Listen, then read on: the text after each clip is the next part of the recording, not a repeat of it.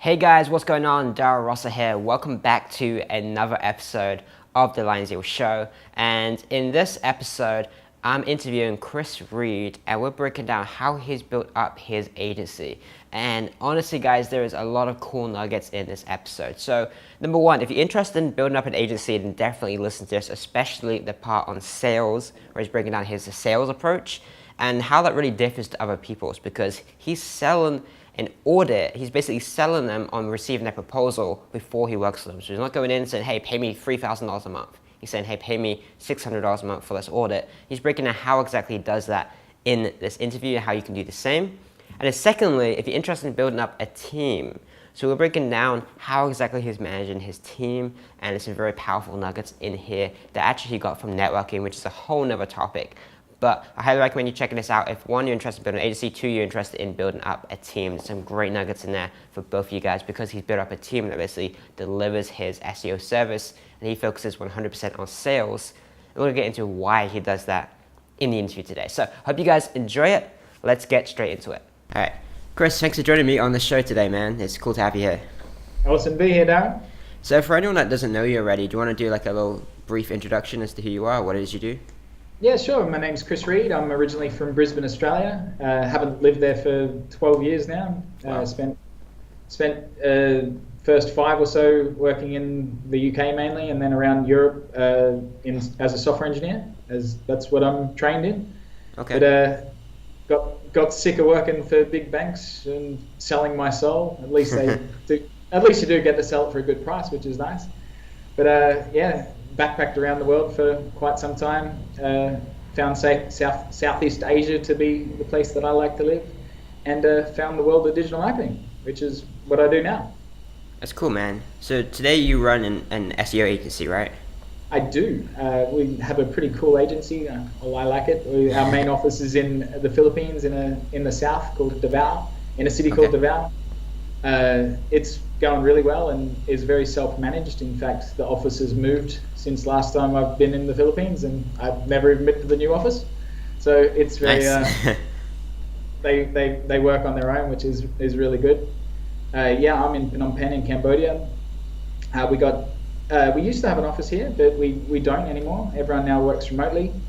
We've got remote workers in Chiang Mai, in India, in the UK, in Australia. It's good. That's really cool, man. So I'm curious because we were just chatting before we started recording the episode. You can hear the noise on the road or something. We're just chatting about like sales and how most entrepreneurs, especially like agency guys, are very good at sales. Is how they make their money, basically, right? Were you naturally good at sales, or something that came naturally to you, or is it something you learned? Because especially being like a software engineer, I imagine most software engineers aren't naturally good at going out there and selling to people. Yeah, for sure. My dad was a salesman, and before I went to university, he, did push me into a whole bunch of shitty sales jobs, like door-to-door selling crap, which I didn't really understand at the time. But I'm certainly glad that I had the experience. It did teach me a lot about. I bet, yeah. Sales. He always said, if you can sell, you'll never go hungry, and that's so true. And then I spent years as a software engineer, but even the best software engineers, the ones that get paid the best, are the ones that can communicate the best, because it's really hard to build software, and it's really hard to understand what the user wants and what you want to build, and to be able to really get that out of them into a design document so that you both understand this is what we're going to build and both agree on it, and then build the right thing, then that's all communication, which goes through to sales and SEO as well. You need to still make a nice design document to explain to the user what they're going to get, have them agree on that that's the right strategy for them and understand it, and away you go. But when I first started in SEO, we started as a backlink company, and I was just, when I first started learning about backlinks, I was like, wow, this shit is amazing. and back then it was pretty easy. You could like add links and you'd rank. And so we specialized in pretty crappy links, mainly forum profile backlinks. Okay. And I built some software to manage this, and I built a team of Filipinos to build all the links. and we had 2 websites that ranked for the keyword backlinks, and so we were getting a heap of traffic, and people could just log into the system, buy some links, put in whatever keywords and URLs they want to target. The guys would get about and do it, and then they'd get an email, here's your links, and that was working really great. And what sort of year was this? 2010, I think. Okay. Yeah. 2010, 2011. And even 2012. And yeah, it was working really well. We had a big email list that we were growing, and I used to just send an email, and people would buy lots of stuff, and it was pretty cool. But then we got smashed by Penguin, which I was waiting for that part. Yeah, everything. Those sites got de-indexed, which that certainly lost a lot of traffic. But I already knew that the end was near for forum profile backlinks, because they're rubbish, and I didn't really enjoy working on that anyway. And we'd already started transitioning into being a real agency, providing better services and working with our customers in that way. And that's really what I enjoyed a lot more too, is speaking with people, business owners, finding out what they want to achieve, and then helping them get those goals. And so thankfully we were already well on the way to doing that, and so we didn't die. But yeah, that's how we transitioned. It's interesting. I know a lot of people, like, they really dislike the agency space, and they're like, oh, I have to speak to people and everything like that. It sounds like for most people it'd be their dream that they just have a portal people log into and just buy backlinks, whereas you actually prefer like get on the phone with business owners and chat with them and stuff. Yeah, for sure. I mean, that's a super fun part of the job. Like, people don't understand the power of digital marketing, and when you explain it to them, it's like their eyes open up and go, wow, that's amazing. So I was recently just in the US at a public speaking course called Heroic Public Speaking, which anyone that wants to learn public speaking, I'd highly recommend it. But I'm working with a professional content writer to help write a keynote speech to help educate businesses about digital marketing, SEO specifically. And this woman who, she works in Hollywood, professionally in communication. And when I started telling her about SEO, she was like, man, that's amazing. It's like most people just don't understand it or know it. They have never thought, how does Google work? How do you get to the top of that? And when I explained to her, when I first wanted to write a keynote, I went to Google and went, how do you hire a speechwriter? I've never done that before. And the results there was no one to be found. Like, the few people that I could find that were real speechwriters, one guy, his email address was at AOL.com. I'm like, I emailed him and said, that's not very professional. He emailed back going, oh, you little whippersnapper, I've got 20 plus years experience in this and blah. And yeah, dude, I don't think you're the right fit. So yeah, I mean, it's fun, educating people that are real business people about how they can grow their business and help building a plan to get them there, Yeah, I like that. I think a lot of people get too caught up in just the idea of making the money from doing it, and not in the bigger picture, which is that whole business is revolved around generally helping businesses make more money and grow their businesses, right? Yeah, well, I mean, once you have enough money, once you can pay for your rent and put some food in your belly, that's a big point, I guess. A lot of people are starting out as well, so they don't have that stage yet. Yeah, I mean, that is important. You want to make sure that you can clothe yourself. But once you have that, if you double your income, you're not going to double your happiness. Yeah. It's not about money, it's about doing what you like. Just yesterday, one of our developers did a bit of a crappy job on something, and I had a real chat to him. I said, do you like your job? And I was not trying to be threatening. I even said that, I'm not trying to threaten you or fire you or anything. I'm just asking, do you like your job? And she was like, yeah. So then why did you do a bad job? Do you take pride in your work? I'd want to go home at the end of the day going, I'm really happy that I put everything I got into that. Are you leaving the office in the afternoon feeling that you put everything you've got into that? So yeah, I mean, everyone, life's too short to not enjoy doing what you do. Absolutely. Let's get into some interesting details then. So aside from emailing people with AOL email addresses and calling them out for having shitty email addresses, how else are you actually going out there and acquiring your clients? So I do quite a bit of podcasting. Okay. I'm on one right now. But yeah, I mean, I do a bit of speaking as well. So I try and go to conferences where, there's business owners that are trying to learn how to grow their business. Every business wants stable growth. And that's the thing that I really try and present as SEO is like, there's very few businesses that can have infinite new customers, Like unless you sell a digital info product, you can't have, like even Apple, right? They have to estimate how many iPhones they're going to sell because they can't if they under gauge it, they're going to have way too much supply. If they overestimate, they're going to have a warehouse full. But a local plumber, they really have to guess or estimate. If they have 10% more work, then now their guys have to do overtime, and if they hire one more guy so that they don't, now they have to make sure that he has enough jobs. So like SEO is so great that you can go, okay, cool, you get this much traffic, this is your conversion rate, and you get this many jobs. Well, if you want more jobs, well, all you need to do is increase the traffic by this amount. And it provides stability, and so the business can grow at a stable rate. Interesting. So you do a lot of podcasts and speaking and stuff like that, which I think is a very cool way of acquiring clients. What specifically do you do? Like if you're on a podcast, how are you getting clients out of that? Are you saying specific things? So certainly I try and be honest, and so one of our most recent customers who came from listening to a podcast,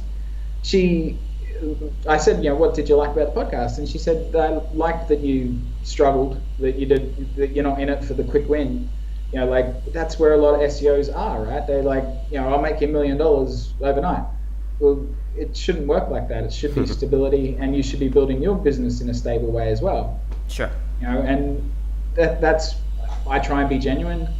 Like if you try and force it and work with people that you don't find are a good fit, you're not going to have a good time. Like just a couple of weeks ago, I made a bad decision and pushed a guy. We put together a strategy for him, and I used my sales skills to really sell him where it didn't seem like a great fit, and he's been a real pain in the ass customer, and we don't want him. It's just caused a headache. And you know it as well, don't you, before you take them on? Yeah, and I still make those mistakes because you get greedy or whatever. Definitely. And if you just don't, it's because then especially when you have an agency, then it makes your staff upset because there's some guy ruining their day, and demoralizes the team, and it's just not worth it. So you got to pick and choose which customers you take, but try and be authentic to yourself, and then you'll hopefully find the people that you enjoy working with. Here's a question though. We mentioned people that are struggling before, that maybe someone's in a full-time job and they desperately want to quit and build up their own business. Should they still be picky and just like turn people away that are offering them money if they're not a good fit? Well, yeah, that's up to yourself to decide. I mean, I guess we got pretty lucky with like one of our biggest customers, who's still one of our biggest customers and had been growing with us for years. They were, a huge percentage of our revenue. Thankfully, they're not as much a percentage of our revenue anymore. Yeah. But I gather we got lucky. They're from my hometown, and that would be a piece of advice that I'd give people is, it's much easier to work with people that you relate with. So in your hometown, like I'm from Brisbane, Australia, and we did have a huge percentage of our customers were from Brisbane, Australia, because I can talk about the same things with them, and they go, "Oh, cool, you're genuine, you're a real guy. Yeah, I can relate to you." Like, well, just before the call, I was bitching about working with Brits because I'm not British, so I don't relate so well to them, and it's much harder for me to make that connection and make a sale. So if you try and focus on the people that are like you and it's better to work with people you like and trust. So if you can network in areas with people that you like, if you're a skateboarder, go and hang out in a skate park with people that do business. Yeah, absolutely. We're also talking again before recording about kind of like focusing on like entrepreneurial business owners, right? Like people that actually understand business and want to scale. And we're kind of complaining that some business owners don't act like business owners. They're like, I want to keep all my money, like scarcity mindset, right? Whereas yeah, for sure. The ideal client is someone that has like kind of like an abundance mindset. They're like, if I can invest $1,000 and get 2,000 back, that's a no-brainer. Yeah, I mean, so we got a customer that signed up about 3 months ago now. He's like so dominates his local market that he wanted to do this. Like he's got 3 or 4 websites that are in the top 10 for like his main keyword in that market. Awesome. And he wants to take another city. And he hasn't even sent us what site it is yet. He's already paid. He just like, I guess he's making so much money that he's like, now I'll get to that later, But he will eventually. I mean, he's already paid. So yeah, like they're the sort of super clients to work with because they understand what it's all about and how to dominate a market, and then you invest money and you get a return. 100%. So how did you go from the backlink service into selling the agency services? I imagine a lot of your clients for the backlink services got hit, right? Some did for sure, but we'd already kind of moved towards both PBN and outreach links, so we had transitioned our beta clients to these sort of links, which are great. You make a good PBN, they're gonna work forever. Yeah. And how we transitioned to an agency is we used to just monitor everyone's, they put in whatever keywords and URLs they want to target, and we'd monitor their rankings. And we'd notice that some would shoot up and some wouldn't. And the ones that don't, we would look at and go, why don't they? And it's usually, so often it's like that keyword's not even on the page, or the metadata's rubbish, or whatever. And then we'd just say to them, hey, this page is not great. And they'd generally go, cool, can you fix it? Sure. Cool. And and a really nice way that we got to grow through that is the vast majority of our customers were SEO companies, because you're selling backlinks. So if we'd always target SEO companies, because if you go for a retail customer, they can bring you one website. You go for an SEO company, they can bring you 100 websites. So it allowed us to scale exponentially. Okay, so selling to agencies, then they resell the services basically. Yeah, and I mean they still do. It's great. We actually work a lot with smaller agencies, like one-man bands. So they focus on the sales and their customers, and then they got our team to support them. Oh, I like that approach actually. I think that's if you're starting out, it makes sense rather than. We're talking about this as well. I'd be interested in getting into your team actually, but like when you're starting out, it does make sense, right, to just outsource all the work and just focus 100% on sales, which is where you make your money. Yeah, you can't do everything. Like, so this year I hired an accountant, a freelancer, one person, and she went crazy on me. She just like didn't give me my P&L, and I like said, I'm not paying you anymore until I get my P&L. And then she like fired me as a customer, and so I called my bank and did a chargeback and got a refund on all the work that she did. And like, so it worked out as shitty for everyone. I didn't get what I wanted, and she didn't get paid. But I then went and I hunted around ages to find an accountant, which I wouldn't have thought would be so hard. But I eventually went with an agency, which worked out way cheaper, and you're not working with one person. So if like that accountant gets hit by a bus, there's someone else to pick it up and move along. So there's heaps of benefits working with an agency, So if you were starting out again and you got a client or something like that, you wouldn't go out there and hire a VA. You'd rather just outsource to an agency.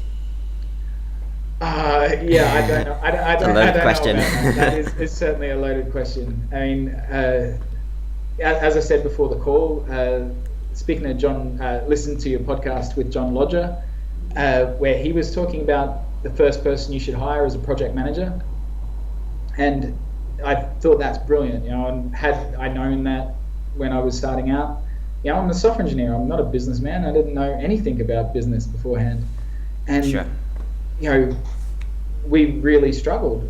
Like, because I was trying to handle sales and project management and use a team get the team to do stuff. In fact, one of the biggest mistakes that I made, like we were really pumping it, like growing at a great rate with me focused on sales. And I thought, well, to continue this rate, because I was doing the project management, I need to build a sales team. And we went through so many salesmen, and at one point we had 4 of them, and they were all terrible, and they all came and go, doing next to nothing except slowing us down.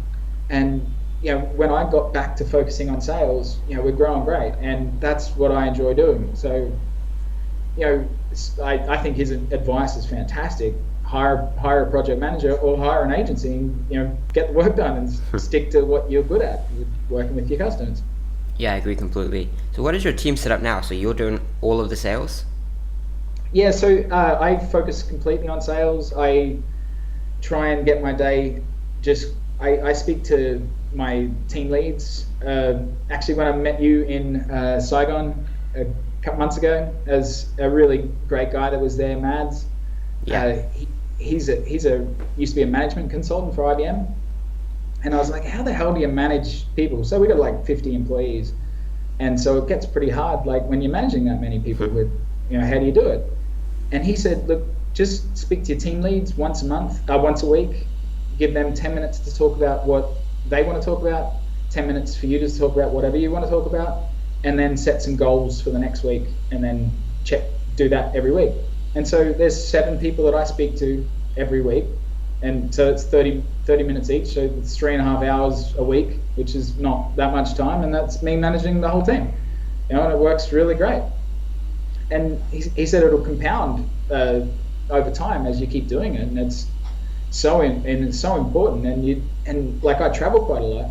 He said make sure you do it while you're traveling, because it'll show them that you really respect their time, that you're on the road and you're making time to still make the call with them, and it gives them autonomy and power to go and lead their team. But you've got to check in on them and make sure that they're doing the right things. And just on that, when I was speaking to one of the team leads today, he was bitching about having to remind his team members to do things all the time. And I said I just read Jack Walsh from GE, his autobiography.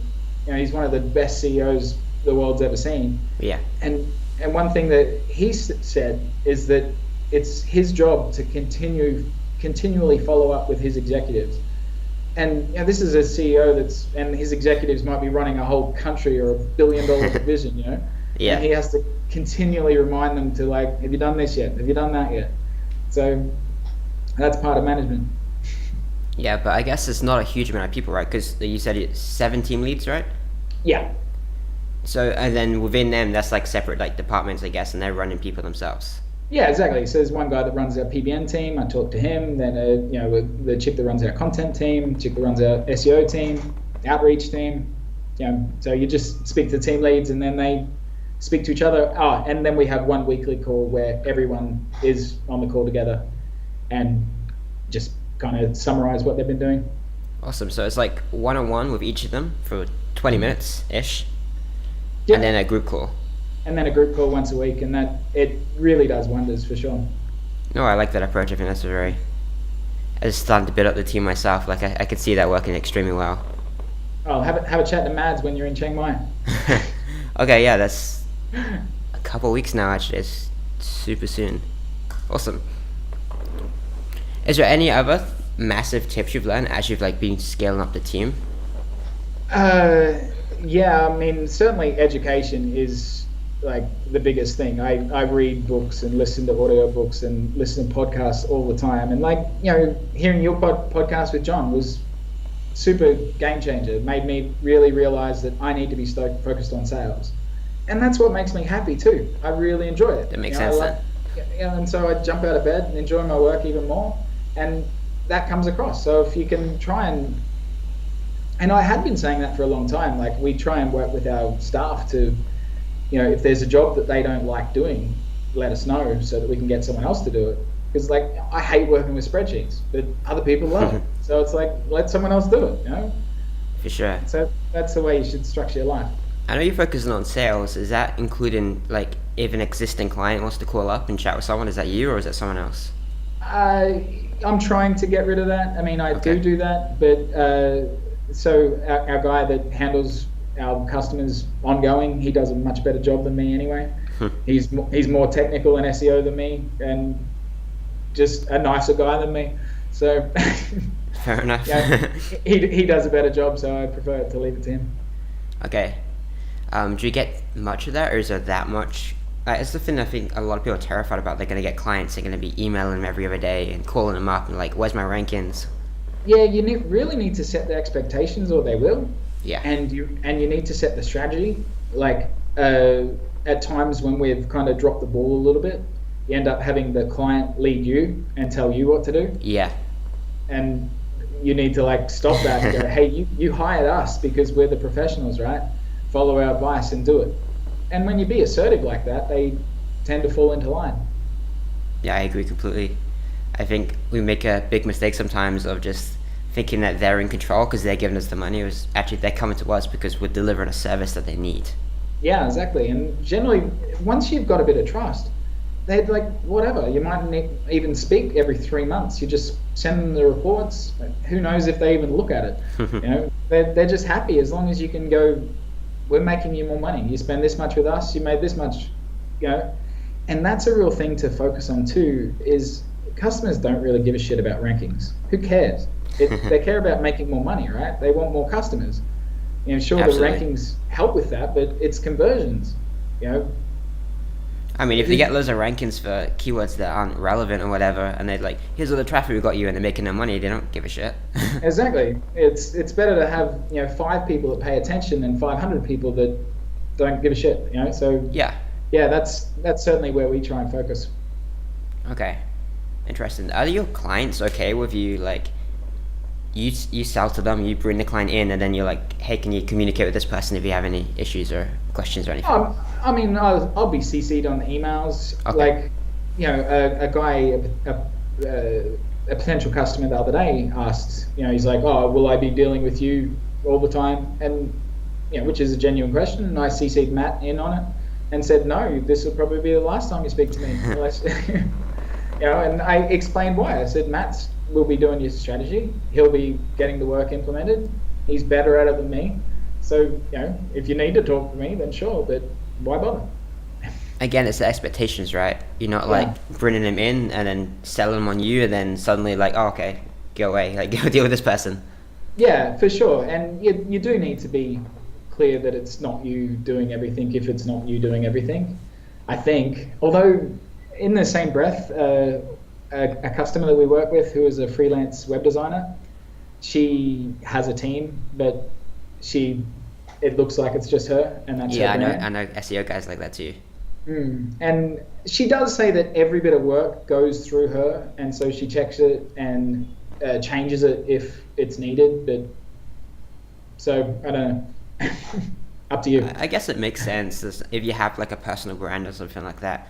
Like people would pay me a lot more to do their SEO than my team, just because it doesn't make any sense whatsoever. My team probably do it better than me, but Yeah. they'll pay me more because like I have like their personal brand. So I guess in that context, whatever works for you. Indeed. Let's go with that. All right, so we talked about podcasting, speaking on stage and stuff like that before. So someone watches a podcast, they watch this podcast, for example, or another podcast, and they reach out to you, presumably, they check out your site, which I presume you'll mention later, and they contact you. What happens from there? How do you turn that lead into a paying client? Yeah, so often I get asked things like, how much is SEO, or can you fix my site? It's like, well, what the hell does that even mean? Like, fix my site. What do you want done to it? And so we'll have a call, and the first thing that I say is like, a mechanic can't fix your car without having a look at it, and and that's not free. I'm like, I really like what you do with your video audits. I think that's a great process, and you can have a quick look at someone's website and show them some value. It's like, here's some stuff that's wrong with your site. Look, your metadata is not right, or your silo structures are pretty rubbish. Let them know that you know what you're talking about, but don't go crazy. You just need to prove that you know what you're talking about. And so what we do is pretty much get them to pay for us to give them a proposal. I like that. So we do a quick wins audit, which will give them a whole bunch of things that they can quickly fix to move them forward. But here's a long-term strategy, a 6-month strategy, and these are all the things that should be done in the order that they should be done to get these sort of results. And it's a really valuable strategy, and they can go implement it with anyone else. They don't need to use it with us. But they won't. We hope they won't. And we give them a price for a 6-month, and we know this is what we recommend. But some people have bigger pockets and they want to let's have it all right now. And we go, okay, we can speed it up. Things like backlink acquisition takes time, so you can't do that instantly. So we can make that 6-month strategy done over 3 months. Or some people are a bit scared and don't want to spend so much money, and so we can lengthen it out a little bit and do it over 9 months. But basically, we get them to pay to map out that plan. Yeah, I like that. Okay, so a lead comes in, and they're like, "Hey, Kris, how much is this SEO thing going to cost me?" How do you even handle that first before you even get on the phone? Do you address it and say we need to talk about it? Yeah, so I generally talk about hotels.com. They spend tens of millions of dollars a year on SEO, and they get a great return on it. Yeah. You Google hotel, any city in the world, and they're in the top 10. What's that worth? A ridiculous amount of money. And you could spend 10 million on your business too, but you might not get a positive return on it. But if you could spend $1 and get $50 return, how many dollars would you spend? And so what we have, and that's what I try and say is, let's have a chat, book a call, so we can determine what it is that you want to achieve, and then try and work out the best way to get you there, or give you some options or information so you can determine what's right for you.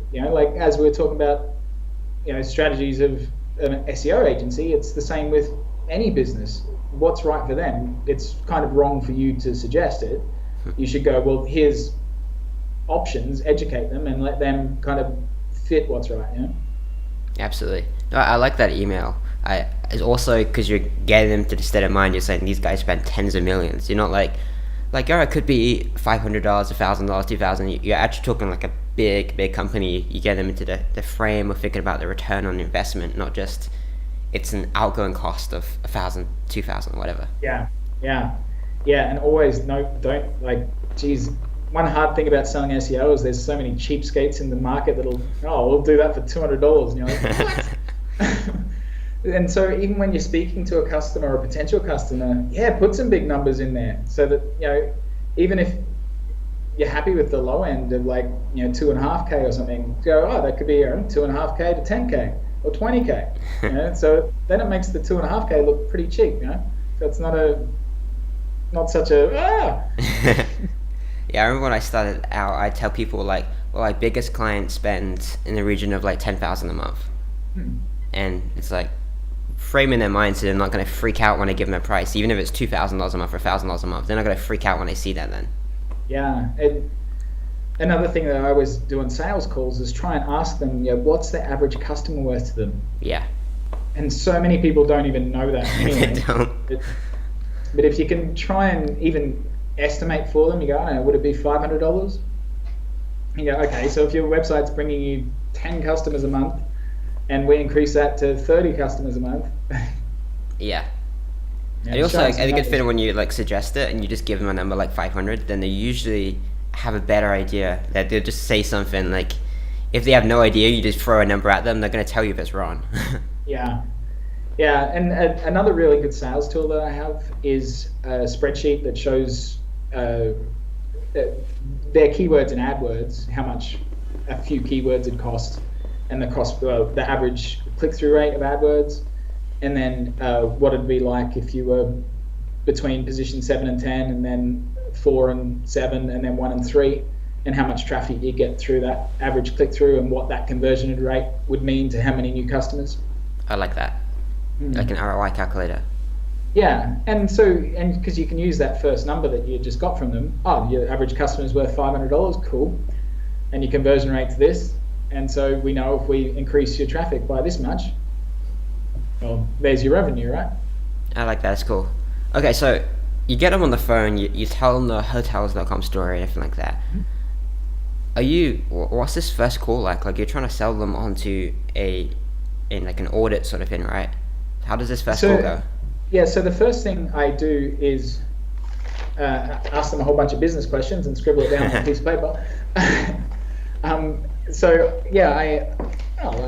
me tell you. So I go through things like, what are their main products and services, which one's the most profitable, which one they want to sell the more of, because different companies you won't know about. Like, we've got a customer that does printer repairs, and we were going to ignore the keywords based around plotter repairs because they had really small search volume. But plotters are these machines that are like $20,000, and so they're really valuable for him. And unless you ask, you wouldn't know. Then geographical location. But then we ask, like, what sort of marketing they've done before. Like, have you done AdWords? Try and work out how much they know about digital marketing. We recently had a locksmith in northern Queensland that just spent $20,000 on TV ads, and you're like, wow. He's clearly got some budget to spend, and he wants to grow, and he's willing to fork out $20,000 on crappy ads. Then we really ask about their website, sales process. What do they do with leads? What's the value of a lead? Definitely how much their website generates currently. But then their goals, like, what do they want to achieve?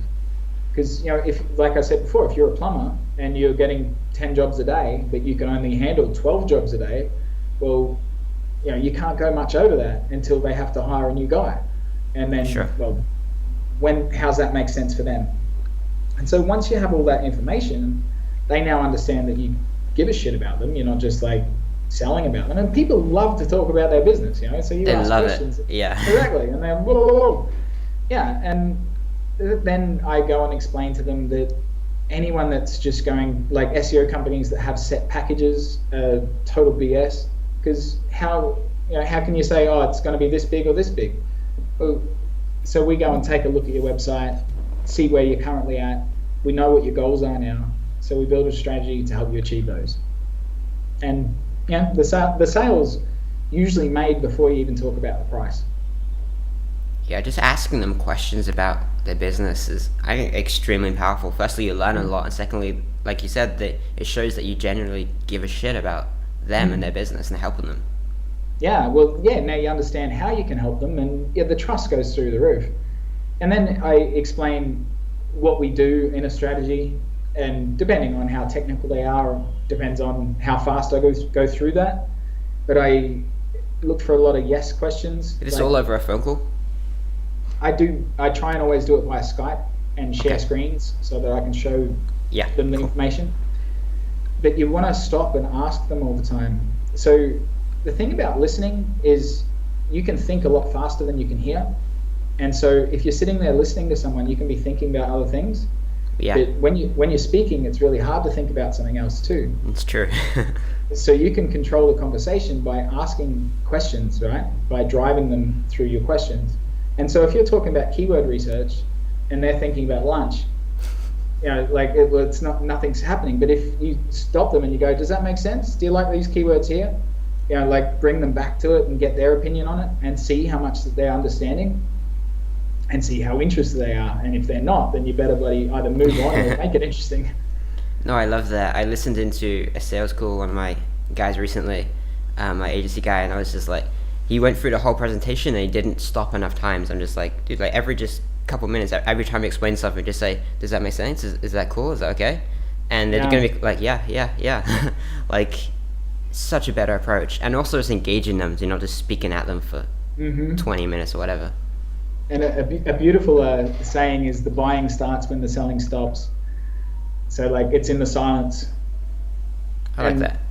I think actually it was from your one of your podcasts that someone recommended a book called The Little Red Book of Selling by John Gitomer, which I don't know that one. Oh, it's a brilliant book, and it has things like that. Like when you give the price, you should stop. Just stop. My dad's into sales, so I've been hearing this stuff like my entire life. It's awesome. Like, it can get awkward. Like, I one of our most recent customers from last week, who also came from a podcast, I gave him the price, and there was just silence for about 45 seconds, and then he was like, "What time is it there?" Because he was in New York, which is the opposite time zone, so it was quite late at night. It's like cop out. I was just like, "Well, it's 11 a.m. here. I got all day."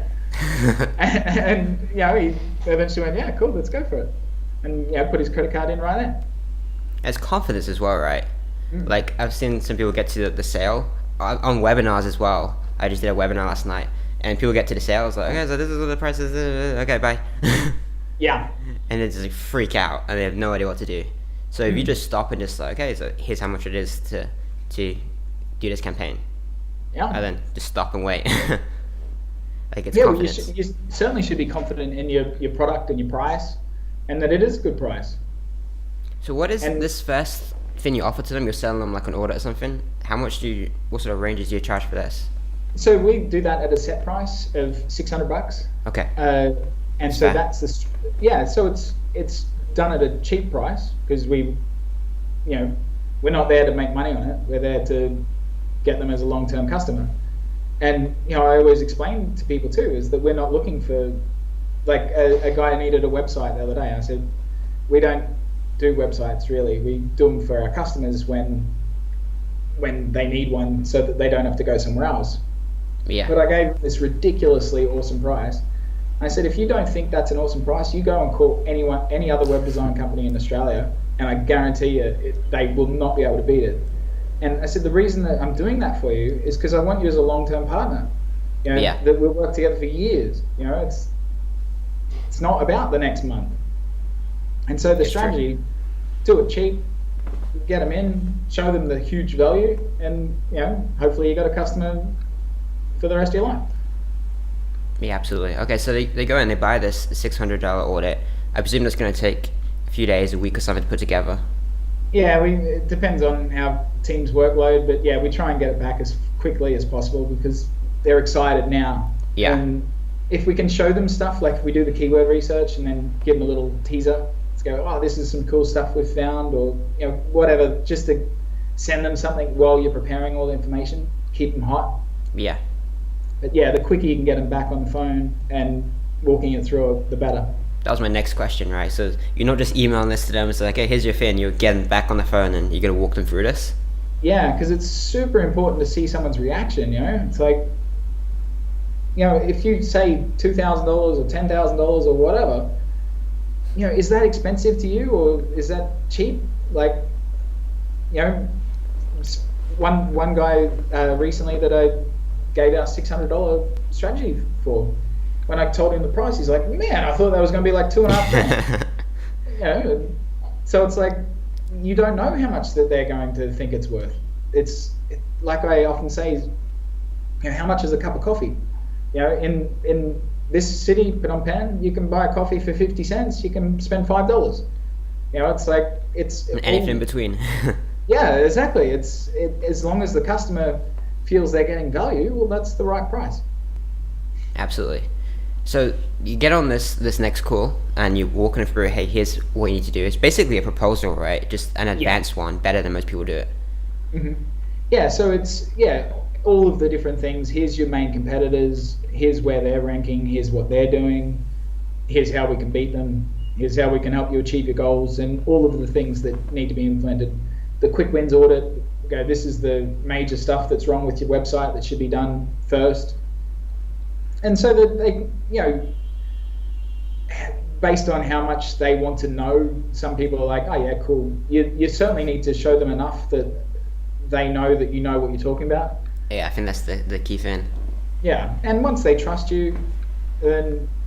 Is your pitch basically, hey, here's what you need to do, here's how much it'll cost for us to implement it for you? Pretty much. Well, you're trying to sell the value on that too, right? Yeah, of course. Because no one really cares about the implementing, right? Like, no one cares about the metadata. They care about what that's going to bring them. So, focus on the benefit rather than, what you're implementing. Absolutely. And I presume, I'm not doing this approach, but I'm presuming that probably the majority of people that get the proposal will go ahead and ask you to implement it after you've already sold them on $600 to get that plan. Yeah, we got a pretty high conversion rate on that, so it's Yeah, I bet. yeah, it's really good. And recently, one woman who doesn't make very much money from a website, it's not a very good website. She was hesitant because she had just been taken by a German SEO company that really kicked her ass and took a lot of money. And so we went, okay, let's work on one keyword. Here's one keyword that you want to target that will show you that we can, we charged her. It said, we'll rank this keyword for you and show you that we know what we're talking about. And that gives her the confidence. I mean, we're still working on that project, but I'm sure I can see the results are already starting to come in, so I'm sure she'll be a customer. Absolutely. Okay, final few questions then. You said that when you're selling them a campaign, you're selling them over like 6 months, so you can push it forward to 3 months, something like that. Is this ongoing, or is it just like a 6-month plan, or what? Yeah, by the time you get to the 6 months, everyone's used to it. It's like, okay. No one asks to stop. We'll just send them another 6-month strategy. Here's what we're going to do for the next 6 months. Cool. And generally you've been speaking to them. It's really important to get feedback from people. Yeah, so I was saying we can be lazy sometimes too, which is a mistake, about emailing monthly reports, because you want to make sure that people get the value of that report. And that's when you can see how their business is going. And after your 6-month strategy, well, you can sell them on more. Okay, you're spending $2,000 a month and you've been increasing at this rate. Well, do you want to spend $4,000 a month and increase at a faster rate? And you should really know them by then. A lot of people try and reduce it, right? They're like, oh, we don't have to do as much anymore. Like, why not go all in and double down on it? Yeah. That's a great strategy. Okay, I like that also, that you're like the 6 months is just like you're selling them on 6 months, like commit to 6 months or commit to 3 months. You're not saying commit to $3,000 a month forever. Like, it's just, hey, it's a 3-month plan, let's execute it. It does get people in a mindset too that, it's not forever, but I do always stress to them, we're looking for partners forever. We want to make sure that we're giving you value. But you reframe that in a positive, right? It's like, we're not looking to like short-term make some money off you, we're looking for a partner. Exactly, and that's why I do use the word partner, because we want to grow stably as well, and so we win when you win. If we don't have contracts, so you can leave at any time, but we're hoping that you will never leave, and we'll do everything in our right mind to make sure that you don't. That's cool. Yeah, I mean, I'm pretty straight up with my clients. It's like, I want to make some money out of you, and I'm going to do that by helping you make more money. Yeah, and you put it like that, and everyone wins. Yeah, exactly. Anything else that's interesting that we didn't get a chance to cover throughout the interview? Or we've done a pretty good job. I think that was a pretty awesome job. Cool, man. So, what else? Final quick question just to make it interesting. How about like tools or things like that, processes, interesting tools that you use in your business that like you couldn't run without? I mean, the standard tools. I love SEMrush. Other guys use Majestic and Ahrefs. The standard kind of tools. Team management stuff. Anything for that? I'm really terrible at that. I manage my team using Boomerang. The Gmail plugin. Oh, okay. I send people a task and I boomerang the date for it to come back, and it better be done by that date. That's actually kind of cool. I think it blows some of my staff's mind. Like, how does he always remember? Don't tell them, just email. Yeah, because I always ask them to set your date. I say, well, when will this job be done? I say, any job that you can't do instantly, you need to log into Teamwork, which is what we use for project management. Okay. Show me that you've logged it into, and send me the due date, and then I'll put a boomerang for the due date. That's cool, man.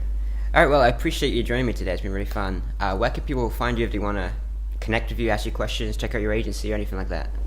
Yeah, cheers, Daryl. They can just Google the coolest guy in SEO and they'll see me. The number one? Cool. Yeah. Cool. Well, I hope to see as many people as possible in Chiang Mai at Diggity's event. It's gonna be a blast, man. All right, I'll see you there. Hope you guys Yeah, got some buddy. value, Bye-bye. and I'll see you guys in the next episode.